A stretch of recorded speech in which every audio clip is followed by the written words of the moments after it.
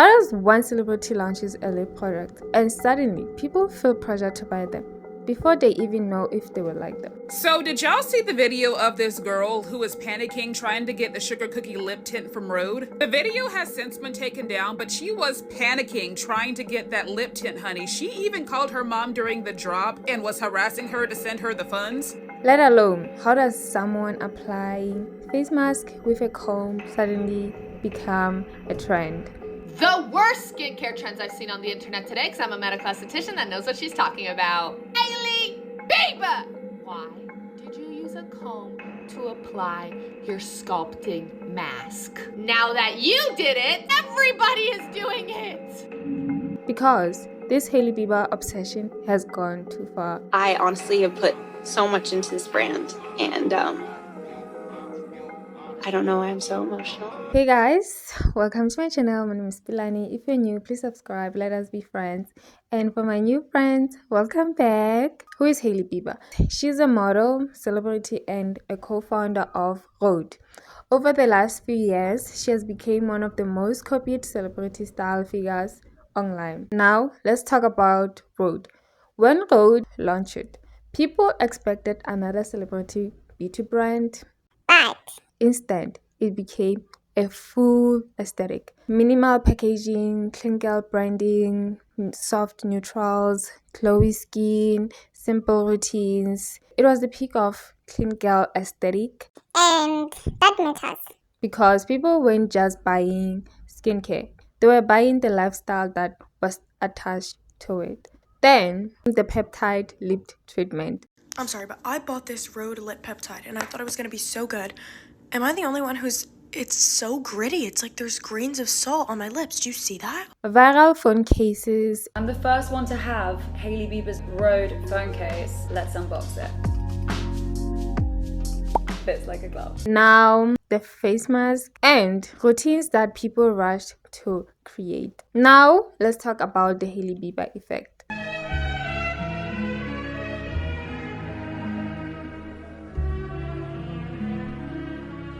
She was something basics.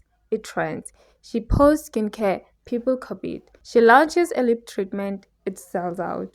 She posts accessories. People rush to buy them. Everyone's copying Hailey Bieber, and I don't just mean like the whole glazed donut skin thing, the fucking, what was it, blueberry milk nails. I mean those two, but literally everything she does. Things that seem so normal, like eating sushi with a sheet mask on. More recently, that video of her combing on her mask, but the second she posted that, we all knew people were gonna kind of copy that, and it would become a trend, and it did. One of the newest examples. Hailey Bieber was applying a face mask using a comb as a tool, and instantly people online were fascinated. Some call it genius. How is that genius? Some call it unnecessary. I agree. And it's not like if you apply your face mask with the comb, it's gonna give you different results. But people ran with it. And when I mean ran with it, it's being trendy. Hailey Bieber is trolling you guys. I'm convinced of it. At some point, she woke up and she was like, they'll really do anything I tell them. They'll buy anything. They'll say anything. They'll drink anything. They'll do anything. And so she was like, what if I comb my face mask? No way they'll start doing that. What if I comb my face mask? Or is it a marketing technique where she does something so fucking absurd, because this is in conjuncture with a face mask that she's launching, knowing that the girls will copy it no matter how dumb it looks, and that'll get bitches like me talking about how dumb that shit is, organically pushing it out into the algorithm, which makes other people see it, and then maybe try it, or maybe just like buy it and use it like a normal person. I don't know. And at this point, it wasn't really about the comb. It was really about her applying it. It matters who set the trend. And when someone influential does something ordinary in a stylish way, it feels innovative. That's influence there. But influence can quickly become pressure. Hence FOMO, the fear of missing out. A lot of people now feel the constant pressure to buy this product tied to trends like, Rhode. And you may ask why? Because the internet make it seems like if you don't buy it now, you are missing out. Limited drops, sellout culture, TikTok hype, everyone posting hauls. Some people rush to purchase products they don't even planning to buy. And then what happens? Some realizes they don't even like the product. Maybe it didn't work for them, maybe it was overhyped, and maybe they only wanted it because they saw other people, using it, and you kind of also want to have it too. So let me get this straight. The lip liners don't show up. The lip balms are giving y'all lip rashes, making your lips pale. The eye patches are making your eyes red and making it swollen. The skin barrier butter or whatever, the glazing milk, is making you break out in ways you've never broken out before. The blush only lasts like 2 hours on your cheek before it really disappears and you have to reapply again. That's why it's in that small little packaging. And somehow you go back. And what happens few weeks later? It gets forgotten in a drawer, unused lip treatment, half-used skincare, money wasted. We need to ask ourselves why this is happening, why this keeps happening. Because people often ain't buying the product, they are buying the feeling. The feeling of being included, the feeling of being trendy, the feeling of having their lifestyle that is attached to the product. Once the feeling fades, So does the excitement. example, with Rhode, some people genuinely love the product. I only bought one thing from the Sephora sale this year, and it was the Rhode Peptide Lip Tint in the shade PBJ. I bought 1, 2, 3, 4, 5 of them. Let me demonstrate why. It is the perfect everyday color, and it's so nice on the lips. But there's also a crowd buying because it's Rhode, because Hailey uses it. TikTok says it's essential, and everyone else seems to have it. So, what do? You end up buying. And you know that when there's a good things, there's always negativity lingering around, like toxic fans. Some fans' behavior has become too intense. Instead of enjoying products, people defend them aggressively, act like criticism it's a personal disrespect or personal attack. And I think that's why we need to be able to differentiate the that Road didn't come with this aesthetics. It has been there. It's just that Haley was able to popularize this aesthetics. Like for example, the glazed donut. It has been there, but because she gave it the name and popularized it, Popularized it.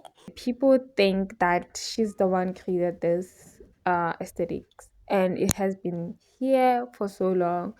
The minimal packaging and other things that she has been popularizing. TikTok changed how we consume products. TikTok rewards agency. If something is selling out, you want it more. If everyone posts it, you assume it must be amazing. If creators say run, don't walk, people run. I feel like we all have been influenced once in our lifetime. If you say you have never been influenced in my entire life, you're lying. You're lying. And that cycle repeats every week with a new item. The bigger issue here isn't only about Hailey Bieber, it's about the consumer culture. People are being trained to shop emotionally. Buy fast, think later, move on quickly. And brands love this because money. It's all about capitalism. What do you think? Is the Hailey Bieber effect real, or are people letting FOMO control their wallets? Be honest.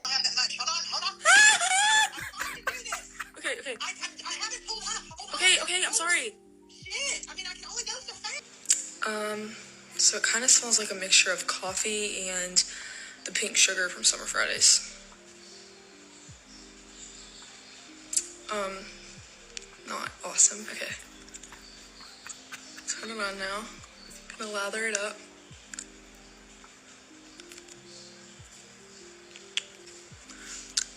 Okay. So it kind of tastes like coffee.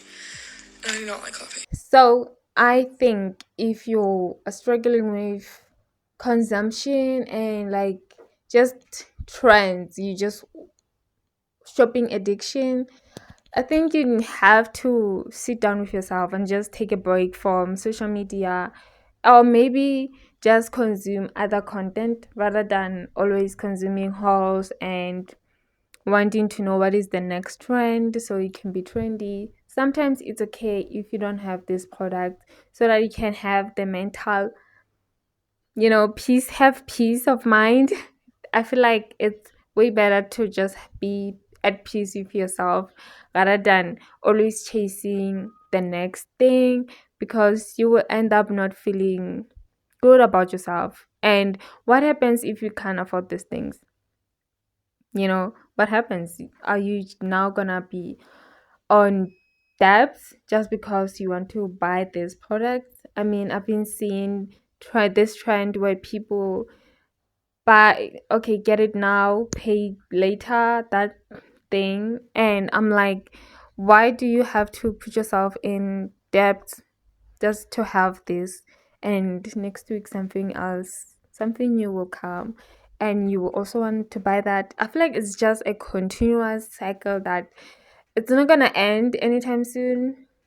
You have to be able to control yourself so that you don't end up having these problems. I feel like shopping addiction and overconsumption, it's you are the one who have the control, and you can control yourself to do better and be better. I also want to say, remember that some of the influencers don't buy these products with their own money. They are being gifted these products and they end up encouraging you guys to buy them while they don't use their own money to buy these products. This video was not me trying to shame anyone who is struggling with shopping addiction or like any other problems like trends, or me trying to say Hailey is like the problem here. No, I think we as consumers, we can do better. And yeah, that was my message today. So yeah guys, thank you so much for watching today's video, and thank you so much for my new subscribers here, and I am so grateful, and I will see you on my next video.